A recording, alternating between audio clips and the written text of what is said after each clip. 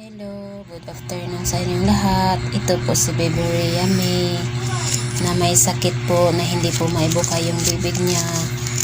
Wala pong panga at saka walang jowen.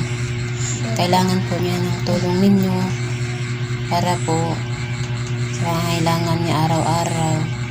Mahirap po kami. May sakit po siya sa bibig, hindi po maibuka. Ito po ang dana ng hininga po sa liig.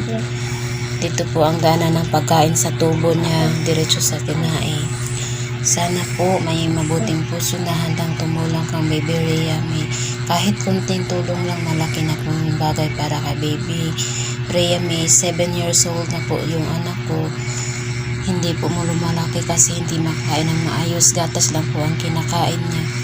Idaan lang po sa tubo. Matagal na po siya hindi kakain ng kanin.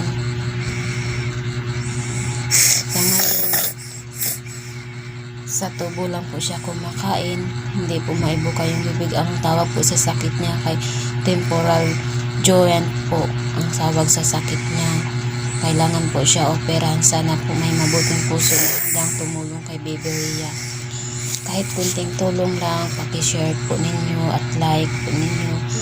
Malaki na po yung tulong sa amin para po kay Baby Rhea May maibigay po ang tulong niya. Kahit kunting bagay lang, malaki na po yung bagay para sa ka Baby Rhea. Taga Davao City po kami. Ito po kami humingi ng tulong sa inyo. Kahit kunting bagay lang po, malaki na po yung tulong para kay Baby Rhea May. Kahit panggatas lang po niya, diaper, yan po ang need namin para sa kanya araw-araw. Yung gatas at saka diaper.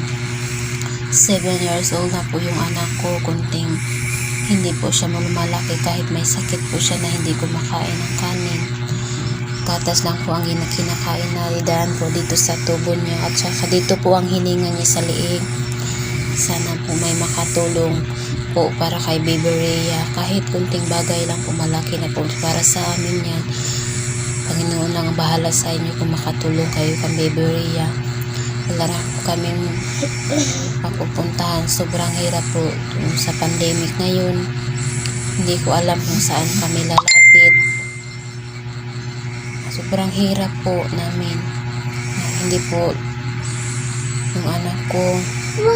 Pray lang po ni Baby Rhea. Magaling siya.